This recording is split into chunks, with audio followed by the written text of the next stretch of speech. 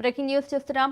ఢిల్లీలో నేడు సిడబ్ల్యూసీ సమావేశం జరగనుంది. ఉపాధి హామీ పథకం పేరు మార్పుపై సమావేశంలో చర్చించనున్నారు. ఇందిరాభవన్లో సిడబ్ల్యూసీ భేటీ జరగనుంది. జీరాంజీ చట్టంలోని లోపాలపై చర్చించనున్నారు. దేశవ్యాప్త ఆందోళనకు కార్యాచరణ ఖరారు చేసే అవకాశం ఉంది. సిడబ్ల్యూసీ మీటింగ్లో సీఎం రేవంత్ రెడ్డి పాల్గొనున్నారు. రేపు కాంగ్రెస్ పెద్దలతో రేవంత్ భేటీ కానున్నారు. నామినేటెడ్ పోస్టులు, కేబినెట్ విస్తరణపై కాంగ్రెస్ పెద్దలతో సీఎం రేవంత్ చర్చించనున్నారు.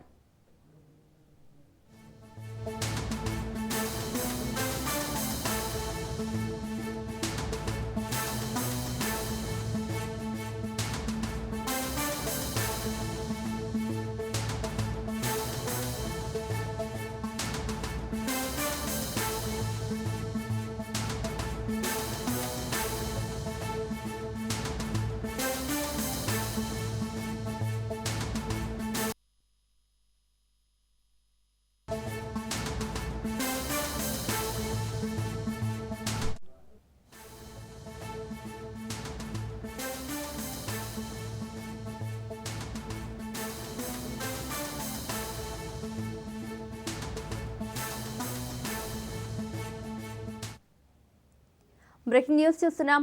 అసెంబ్లీ సమావేశాలకు హాజరు కావాలని బీఆర్ఎస్ అధినేత కేసీఆర్ నిర్ణయించారు. ఈ నెల 29న ప్రారంభమయ్యే సమావేశాలకు తాను వస్తానని, అధికార పక్షం ఎలాంటి ఎజెండాను ఖరారు చేస్తుందో చూసి ముందుకు వెళదామని పార్టీ శ్రేణులతో అన్నారు. పార్టీ నాయకులతో ఎర్రవల్లిలోని ఫామ్ హౌస్లో కేసీఆర్ సమావేశమయ్యారు. అసెంబ్లీ సమావేశాల్లో పార్టీ పరంగా అనుసరించే వ్యూహంపై నేతలకు దిశానిర్దేశం చేశారు.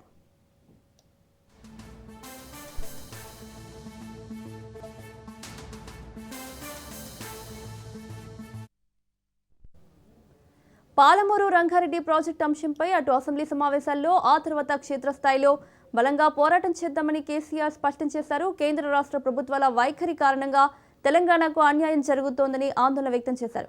పాలమూరు రంగారెడ్డి ప్రాజెక్టు అంశంపై అసెంబ్లీ సమావేశాల తర్వాత మహబూబ్ నగర్ సమీపంలోని మండల కేంద్రంలో భారీ బహిరంగ సభ నిర్వహించాలని నిర్ణయించినట్లు సమాచారం. అసెంబ్లీ సమావేశాలు 15 రోజులుండేలా అధికార పక్షాన్ని డిమాండ్ చేయాలని సమావేశంలో నిర్ణయించినట్లు పార్టీ వర్గాలు తెలిపాయి.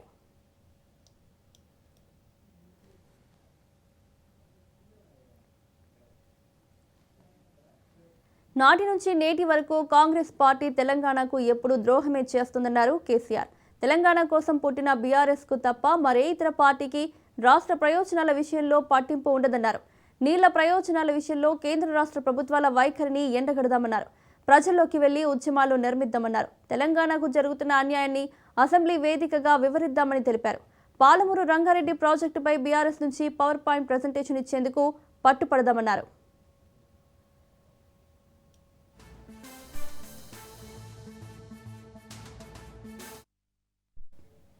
రాష్ట్రంలో రైతాంగం అనేక సమస్యలు ఎదుర్కొంటోందన్నారు కేసీఆర్. ఎరువులు దొరక్క రైతులు అవస్థల పాలవుతున్నారని, ఈ విషయంలో ప్రభుత్వం ఘోరంగా విఫలమైందని కేసీఆర్ అన్నారు.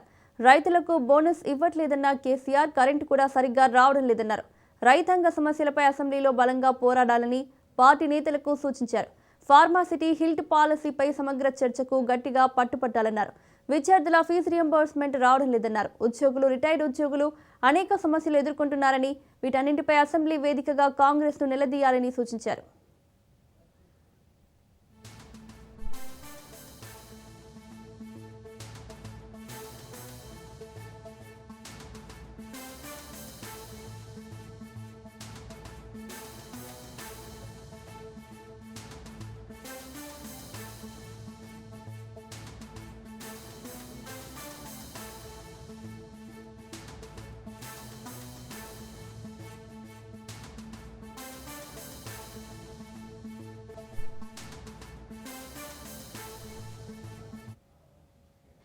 కేసీఆర్ ఒక్క ప్రెస్ మీట్ కు సీఎం రేవంత్ రెడ్డికి ముచ్చెమటలు పట్టాయని బీఆర్ఎస్ వర్కింగ్ ప్రెసిడెంట్ కేటీఆర్ అన్నారు.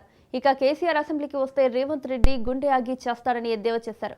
గుంటూరులో చదువుకుంటే నీకేం బాధ అని ప్రశ్నించారు. గుంటూరులో ఇంటర్ చదువుకున్న నీ అల్లుడు ఏపీ కాదా అని ప్రశ్నించారు. ఇక చిట్టినాయుడు కాదు, భీమవరం బుల్లోడు అని ఎద్దేవా చేశారు. ఏం జరిగింది, ఏం ఒరిగింది అంటే 3 జరుగుతున్నాయి: కూల్చివేతలు, పేల్చివేతలు, ఎగవేతలు. గంతే. ఈ ప్రభుత్వం ఏందా అంటే కట్టే కొట్టే తెచ్చే అని చెప్పినట్టు కూల్చివేతలు, హైడ్రాన్ పెట్టి పేదోళ్ళ ఇల్లు కూలగొట్టుడు. మొత్తం ఆల్మిన్ కాలనీకి వెళ్ళి మొదలు పెడితే అన్ని బస్సులలో ఇల్లు కూలగొట్టుడు తప్ప ఒక్క హైదరాబాద్లో ఒక్క ఇటుక పెట్టింది లేదు, ఒక ఇల్లు కట్టింది లేదు. ఇందిరమ్మ పేరు చెప్పుకొని బతుకుడు తప్ప ఒక్కటంటే ఒక్కటి మంచి పని మాత్రం గరీబోళ్లకు చేసింది లేదు ఈ ప్రభుత్వం వచ్చినాక. ఇక ఎగవేతల గురించి అయితే నేను చెప్పాల్సిన అవసరం లేదు. ఆయన పేరు మార్చుకోవాలా, యనుమల రేవంత్ రెడ్డి కాదు, ఎగవేతల రేవంత్ రెడ్డి. ఎందుకంటే మీరు చూడండి ఏమేం మాటలు చెప్పిండు, పెద్ద పెద్ద డైలాగులు కొట్టిండు. కేసీఆర్ గారు ₹1,00,000 ఇస్తున్నాడు లగ్గం చేసుకుంటే, కళ్యాణ లక్ష్మి షాదీ ముబారక్ అని నేను తులం బంగారం ఇస్తా అన్నాడు. సోనియా గాంధీ మీద ఒట్టన్నాడు, అట్లా ఆడపిల్లలకు నెలకు 2,500 ఇస్తా అన్నాడు.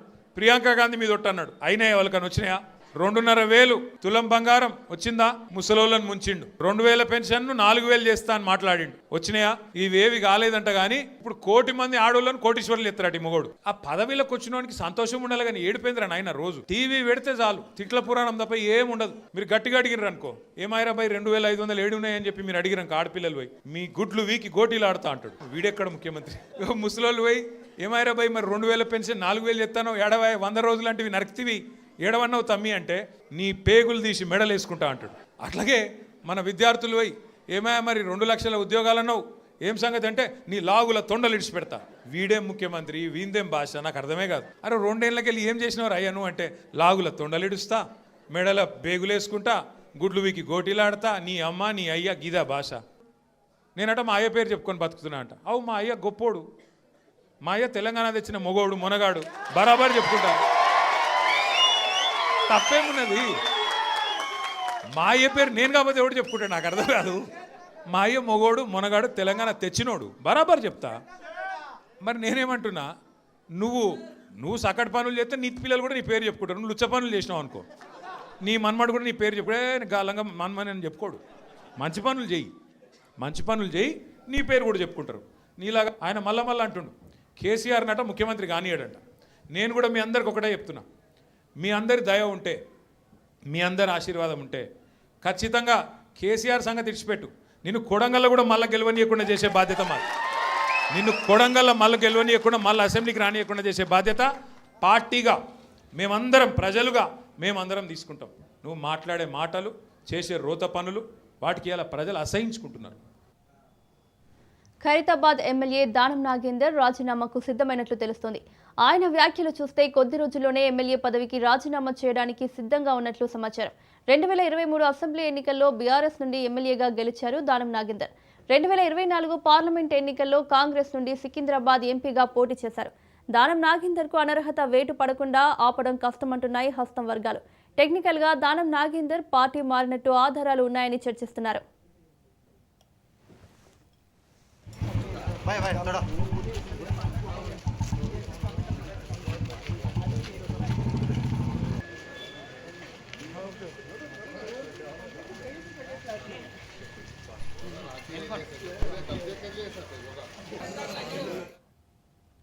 ఎమ్మెల్యే రాజాసింగ్ ఆసక్తికర వ్యాఖ్యలు చేశారు. ఇవాళ కాకపోయినా రేపైనా నా ఇంటికి తిరిగి వెళ్తారన్నారు రాజాసింగ్. ఆ శుభ సమయం ఎప్పుడు వస్తుందో చెప్పలేనన్నారు. రాజాసింగ్ మళ్లీ బీజేపీలో చేరేందుకు ఆసక్తిగా ఉన్నారు. బీజేపీ పెద్దల అనుమతి కోసం వేచి చూస్తున్నారు. ఇంతకుముందు బీజేపీ పెద్దలపై తీవ్ర విమర్శలు చేశారు రాజాసింగ్. మూవీస్ తయారు చేయాలి, కోట్లు రూపాయలు సంపాదించుకోవాలి. అసలేంది నీ ప్లాన్ ఏంది, నీ ఆలోచన ఏంది? అంటే ఆల్రెడీ ఇంకొక మూవీ తీస్తున్నావు వారణాసి, దాంట్లో మహేష్ బాబుకి తీసుకున్నావు. అంటే ఆ మూవీ ఎక్కువ ప్రచారం కావాలని నీ ఉద్దేశమా, లేక నిజమైన నువ్వు నాస్తికుడా?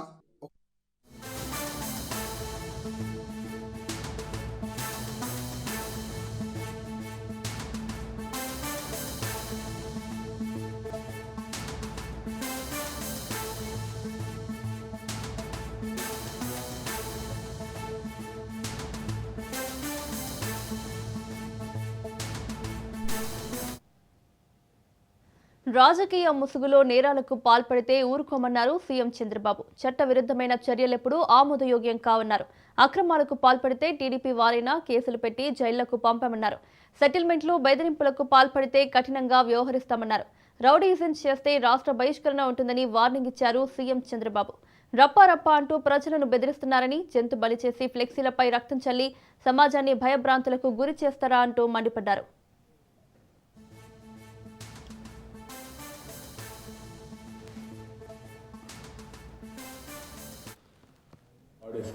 ఒక పోస్టర్ పెట్టి ఆ పోస్టర్లో జన్మదినం జరుపుకోవచ్చు, మనసుల్లో ఉండి రావాలి.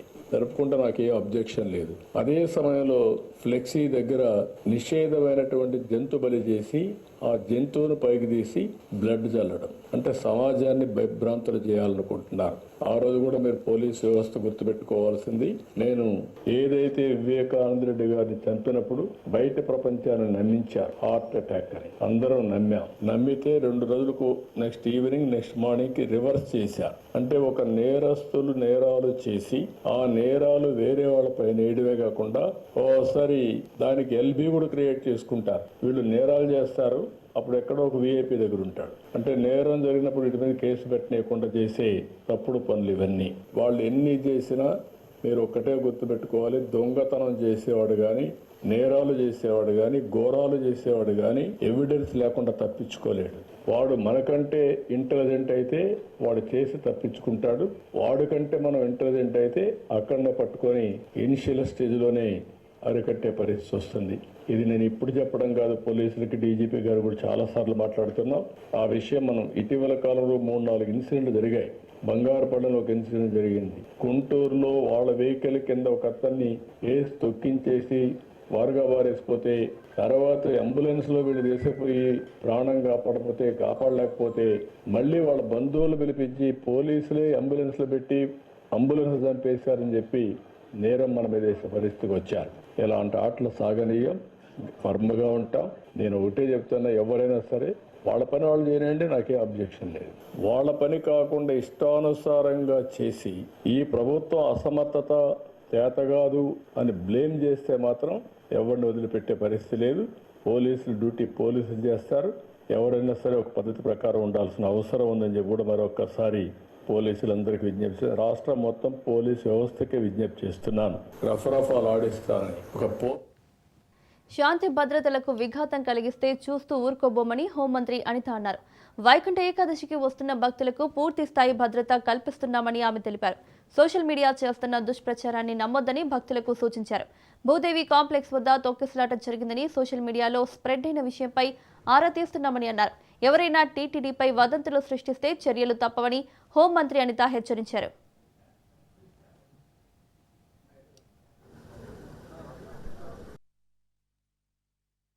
వచ్చే వైకుంఠ ఏకాదశి 30వ తారీఖు నుంచి జరగబోయే వైకుంఠ ఏకాదశి 30, 31, 1 తారీఖు, అదేవిధంగా 2 నుంచి 8వ తారీఖు వరకు జరగబోయే వైకుంఠ ఏకాదశి పర్వదినానికి సందర్భంగా ఉత్తర ద్వార దర్శనం ఎక్కువ మంది భక్తులకి సౌకర్యవంతమైన దర్శనం చేయాలనే ఉద్దేశంతో ఈరోజు కూటమి ప్రభుత్వం అదేవిధంగా టీటీడీ వాళ్ళు కూడా సంయుక్తంగా ఈరోజు ఈ కార్యక్రమాన్ని నిర్వహిస్తున్నారు.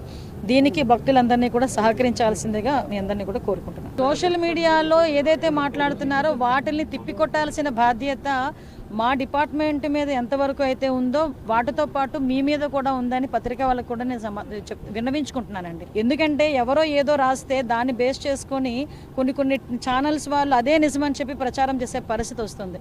దయచేసి మీకంటూ ఒక అథెంటికేషన్ ఉంటుంది, ఒక టీవీలోకి వచ్చిందన్న, ఒక దేంట్లోనైనా పేపర్లోకి వచ్చిందన్న. ఎందుకంటే నేను పర్టికులర్గా ఎందుకంటే ఈ విషయం చెప్తున్నా, వైకుంఠ ఏకాదశి లేకపోతే దైవ దర్శనం అనేసరికి కలియుగ వెంకటేశ్వర స్వామి దర్శనం అనేసరికి ఒక ఎమోషన్తో వస్తారు.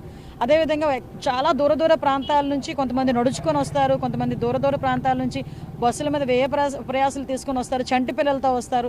అలాంటి వాళ్ళని ఎక్కడో ఏది జరగకుండానే ఎలా జరిగిపోయింది, తొక్కిసలాట జరిగిపోయింది, ఇంతమంది గాయాలయ్యి అంతమంది హాస్పిటల్లోకి వెళ్ళిపోయారని ఎవడో ఎందుకు పనికిరన్నాడు సోషల్ మీడియాలో మాట్లాడితే దాన్ని బేస్ చేసుకొని చాలామంది భయాందోళనకు గురి అయ్యే పరిస్థితులు ఉన్నాయి. కాబట్టి నేను సాక్షాత్తు ఎస్పీ గారు మా పోలీస్ డిపార్ట్మెంట్ అక్కడికి వెళ్ళి చాలా క్లియర్గా అక్కడ విషయం చూపించి చెప్పడం జరిగింది. ఇలా పోస్టుల మీద పెట్టే వాళ్ళని కూడా కఠినమైన చర్యలు ఉంటాయి, వాళ్ళ మీద కూడా లీగల్ యాక్షన్ తీసుకుంటాం. ఏపీలో మెడికల్ కాలేజ్ల టెండర్ విషయంలో కీలక పరిణామం చోటు చేసుకుంది. ఆధునిలోని మెడికల్ కాలేజ్కి పీపీపీ మోడల్ పద్ధతిలో కిమ్స్ టెండర్ వేసినట్లు ప్రచారం జరుగుతోంది. తాము మెడికల్ కాలేజ్కి ఎలాంటి టెండర్ వేయలేదని ఖండించిన కిమ్స్ యాజమాన్యం తమపై వస్తున్నది అసత్య ప్రచారమని స్పష్టం చేసింది. ఇదే అంశంపై స్పందించిన మంత్రి సత్యకుమార్ ఆధుని మెడికల్ కాలేజీకి డాక్టర్ ప్రేమ్చంద్ షా అనే వ్యక్తి పేరు మీద టెండర్ వచ్చిందని అన్నారు.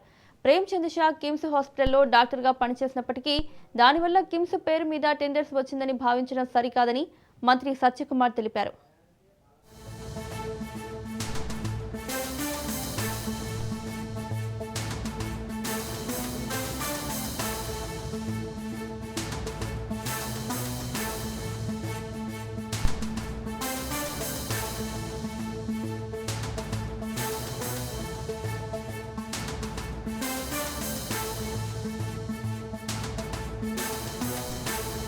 హైదరాబాద్ నల్లకుంటలో దారుణం జరిగింది. అనుమానంతో భార్యను హత్య చేశాడు భర్త. పిల్లల ముందే పెట్రోల్ పోసి నిప్పు పెట్టాడు. కూతురిని కూడా మంటలో తోసేసి పరారయ్యాడు. ప్రేమించి పెళ్లి చేసుకున్న వెంకటేష్ త్రివేణి మధ్య గొడవలు జరుగుతున్నాయి. త్రివేణి ఎక్కడికి వెళ్లినా వెంకటేష్ అనుమానిస్తుండేవాడు. ఈ క్రమంలోనే త్రివేణిపై పెట్రోల్ పోసి నిప్పంటించాడు వెంకటేష్.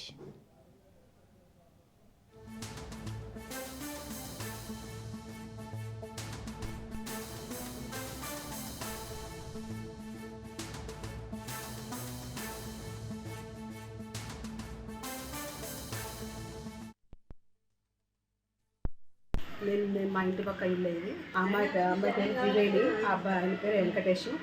వాళ్ళు రెంట్కి వచ్చి మంచిగానే కొన్నులకు మంచిగానే ఉండు. ఆ తర్వాత ఆ అబ్బాయి వాడు మోసం చేసినట్టు చేసిండు ఆ అమ్మాయిని. లవ్ మ్యారేజ్ చెప్పేది అమ్మాయి చేసుకొని వచ్చేది మంచిగానే ఉంది. ఆ బండి అమ్మేసుకున్నాడు అమ్మ చెప్పకుండా. ఇక అప్పటి నుంచి స్టార్ట్ అయింది వాడి ఇంట్లో గొడవ అయిపోతే అందరం చెప్పినాం కూడా. చెప్తే కూడా వాడు చేయలేదు. ఇక్కడ గొడవ పెట్టుకొని మాకు తీసుకుపోయి పోలీసులు పట్టిస్తే పోలీసులు వచ్చారు, ఇంటికి వచ్చారు. పోలీసులు తీసుకొని పోయారు. ఏం యాక్షన్ తీసుకోలేదు, ఏం చేయలేదు. భూమి తీసుకుపోయారు, పంచాయతీ పెట్టి ఇప్పుడు సామాన్ చేసేది. ఆయన రాలేగా ఇంటికి. ఆ అమ్మాయి ఒక్కతే ఇద్దరు పిల్లలు పెట్టుకొని ఉండేది. ఆ అమ్మ దగ్గర పిల్లల్ని సోటి పని ఇది వచ్చేది. ఇప్పుడు అమ్మాయి మంచిగా బతికింది. మళ్ళీ ఈ మధ్యలో 2 నెలల నుంచి మళ్ళీ స్టార్ట్ అయింది అన్నమాట. వచ్చిండు మేము చెప్పినా కూడా పని ఏం చేయకపోతున్నాడు.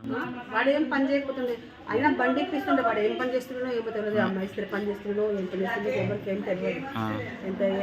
ఏం తెచ్చిస్తుండో తెలియదు. కానీ అమ్మాయి మంచిగా పని చేసుకొని రెంట్ కట్టుకొని ఫ్రిడ్జ్ కొనుక్కుంది, అన్ని కొనుక్కుంది. అమ్మాయి అంత కష్టపడి కొనుక్కుంది.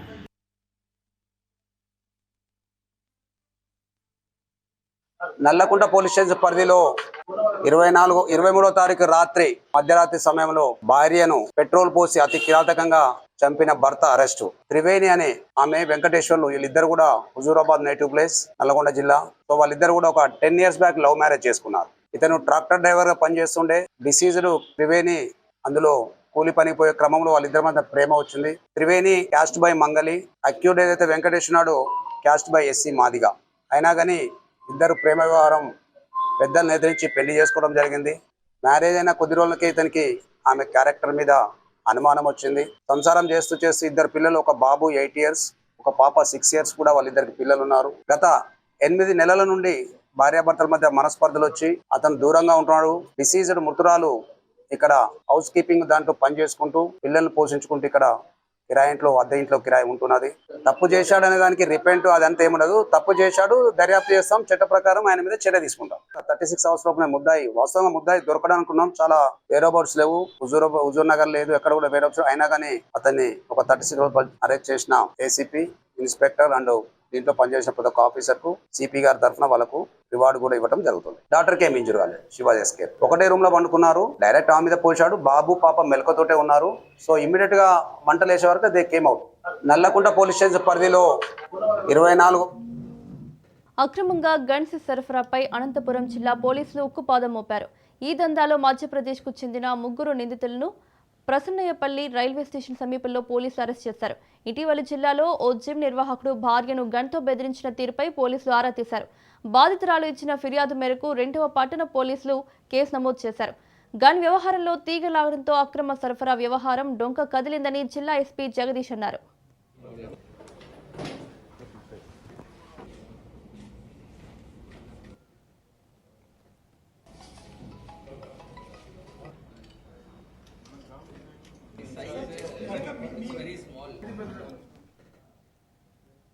పల్లి రాజశేఖర్ రెడ్డి జిమ్కు కావలసిన పరికరాలు కొనేందుకు పంజాబ్లోని జలంధర్కు వెళ్లాడు. ఈ నేపథ్యంలో అక్కడ అక్రమ గన్స్ సరఫరా ముఠాతో పరిచయం ఏర్పడినట్లు పోలీసులు గుర్తించారు.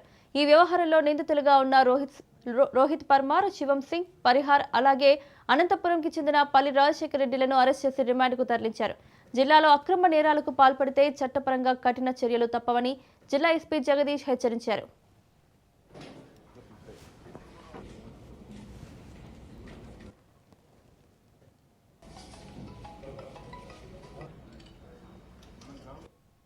మహిళా పోలీస్ స్టేషన్కి ఒక కంప్లైంట్ రావడం జరిగింది. భర్త నన్ను ఒక వెపన్ ద్వారా బెదిరిస్తున్నారు అని చెప్పి ఒక కంప్లైంట్ రావడం జరిగింది అండ్ హరాస్ చేస్తున్నారు ఇంట్లో డొమెస్టిక్ అబ్యూస్ సంబంధించి. ఆ ఇన్ఫర్మేషన్ మేరకు మనము ఆ కేసు రిజిస్టర్ చేసి వాళ్ళ ఇంట్లో సెర్చ్ చేసినప్పుడు ఒక స్వాడ్ ప్లస్ ఒక వెపన్ కూడా మాకు దొరకడం జరిగింది. రాజశేఖర్ రెడ్డి, నల్లి రాజశేఖర్ రెడ్డి అని చెప్పి ఇక్కడ అనంతపురం జిల్లాలో కొన్ని ఫిట్నెస్ సెంటర్స్, జిమ్స్ని, ఒక 3 జిమ్స్ని కూడా అతను రన్ చేస్తూ ఉన్నారు. సో అతన్ని తీసుకొచ్చి మేము సోర్స్ ఆఫ్ వెపన్ ఎక్కడి నుంచి వచ్చింది అండ్ ఆ బ్యాక్వర్డ్ లింకేజ్ గురించి మనము వెరిఫై చేయడం జరిగింది. సో ఈ వెరిఫికేషన్లో అతనికి మధ్యప్రదేశ్లో మొరేనా డిస్ట్రిక్ట్ సంబంధించి రోహిత్ పర్మార్ మరియు శివం సింగ్ పరిహార్ అనే 2 వ్యక్తులు అతనికి వెపన్స్ని 2022లో పరిచయం అయినట్టు, అప్పుడు ఇతనికి హ్యాండ్ ఓవర్ చేసినట్టు అతను మనకు చెప్పడం జరిగింది. 2022లో ఇతను జిమ్ ఎస్టాబ్లిష్ చేసే టైంలో పంజాబ్కి వెళ్ళడం జరిగింది. సో అక్కడ ఇతనికి పరిచయం అయి తర్వాత ఇదే మొరేనా డిస్ట్రిక్ట్లో అతనికి ఆ వెపన్ కూడా హ్యాండ్ ఓవర్ చేయడం జరిగింది. వెపన్తో పాటుగా కొన్ని రౌండ్స్ కూడా అండ్ మ్యాగజైన్స్ కూడా అతనికి ఇవ్వడం జరిగింది. ఇంట్రాగేషన్లో మనకు బ్యాక్వర్డ్ లింకేజ్ డీటెయిల్స్ బేసిస్ మీద ఈ రోహిత్ అండ్ శివం సింగ్ అనే వాళ్ళని అరెస్ట్ చేసి వాళ్ళ వద్ద నుంచి మనము మరో 4 వెపన్స్ మరి రౌండ్స్ కూడా మనం సీజ్ చేయడం జరిగింది. టోటల్గా 5 country male pistols plus 7 magazines, ఒక స్వాడ్ ప్లస్ ఒక 30 లైవ్ బుల్లెట్లు మరియు వాళ్ళు టెస్ట్ ఫైర్ చేసినటువంటి ఒక 3 ఎంటీ కేసెస్ కూడా మనకు వాళ్ళ ఇయర్ ఎండింగ్ వరుస సెలవులు రావడంతో శ్రీవారి దర్శనానికి భక్తులు పోటెత్తారు. అనూహ్యంగా పెరిగిన రద్దీ కారణంగా శ్రీవారి సర్వదర్శనానికి 24 గంటలకు పైగా సమయం పడుతోంది.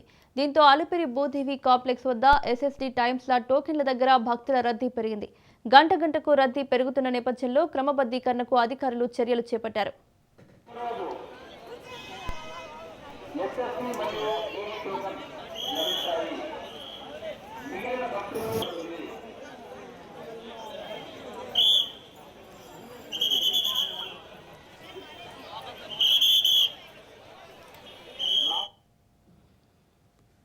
రాజన్న సిరిసిల్ల జిల్లా వేములవాడ శ్రీ రాజరాజేశ్వర స్వామివారి అనుబంధ ఆలయమైన శ్రీ బద్దిపోచమ్మ ఆలయంలో భక్తుల రద్దీ నెలకొంది. రాజన్నను దర్శించుకున్న అనంతరం బద్దిపోచమ్మ అమ్మవారిని దర్శించుకోవడం ఆనవాయితీ. ఈ క్రమంలోనే భక్తులు పెద్ద ఎత్తున బోనాలతో తరలివచ్చి మొక్కులు చెల్లించుకుంటున్నారు. మరోవైపు వేలాదిగా తరలివచ్చిన భక్తులను నియంత్రించడం, సౌకర్యాలు కల్పించడంలో అధికారులు విఫలమయ్యారనే విమర్శలు వినిపిస్తున్నాయి. బోనాలతో తరలివచ్చి గంటల కొద్దీ క్యూ లైన్లలో వేచి ఉన్నప్పటికీ అమ్మవారి దర్శన భాగ్యం కలగడం లేదు. చివరకు బయట నుండి అమ్మవారికి మొక్కులు చెల్లించుకుంటున్నారు కొందరు. మరికొందరు మొక్కులు చెల్లించుకోకుండానే వెనుదిరుగుతున్నారు. వీఐపీ ప్రముఖుల దర్శనాలపై చూపిన చొరవ ఆలయ అధికారులు సామాన్య భక్తుల సౌకర్యాలపై చూపడం లేదని భక్తులు ఆగ్రహం వ్యక్తం చేస్తున్నారు.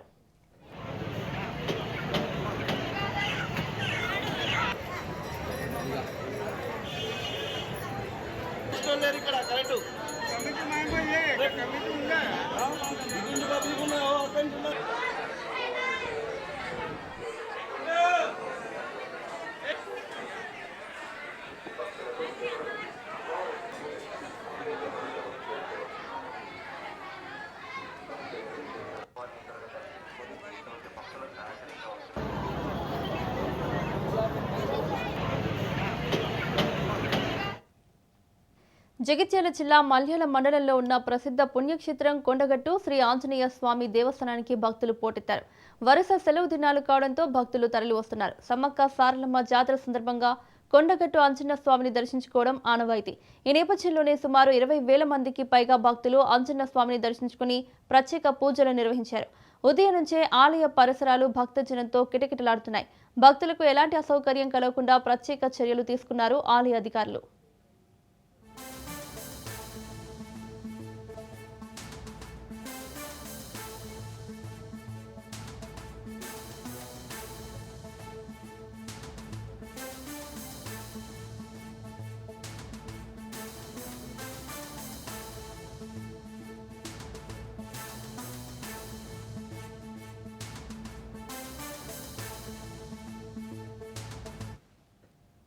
జగిత్యాల జిల్లా చొప్పదండి నియోజకవర్గంలో కొండగట్టు ఆలయ అభివృద్ధి పనులు శరవేగంగా జరుగుతున్నాయి.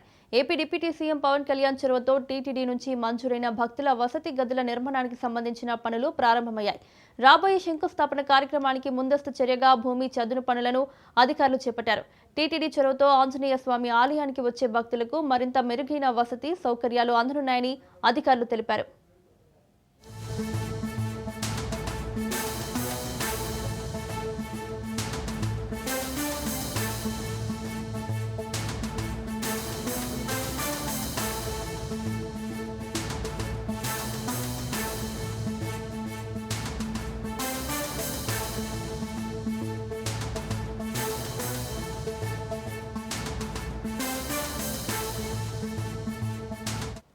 దేశీయ మార్కెట్లో రోజు రోజుకు బంగారం వెండి ధరలు ఆకాశాన్ని అంటుతూ కొత్త రికార్డులు సృష్టిస్తున్నాయి. హైదరాబాద్లో 24 క్యారెట్ల గ్రాముల బంగారం ధర 1,42,150కు చేరుకుంది. అటు వెండి కూడా పరుగులు పెడుతోంది. కేజీ ధర ఏకంగా 2,36,400 పలికింది. ఇక అంతర్జాతీయ మార్కెట్లోనూ ఈ లోహాల ధరలు చుక్కలను తాకుతున్నాయి. ఔన్స్ బంగారం ధర $4,507, వెండి ధర $72.22లకు చేరింది. ఈ నెల 18 నుంచి వెండి ధర దాదాపు 14.33% పెరిగింది.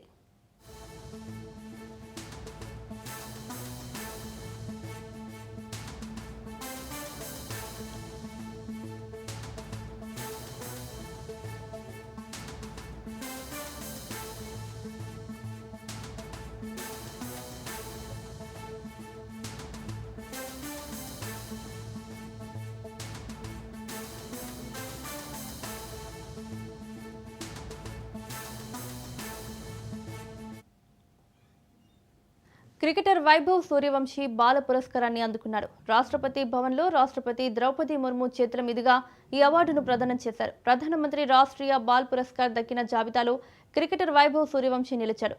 చిన్న వయసులోనే క్రీడల్లో అసాధారణ ప్రతిభ చూపినందుకు వైభవ్కు ఈ గౌరవం దక్కింది.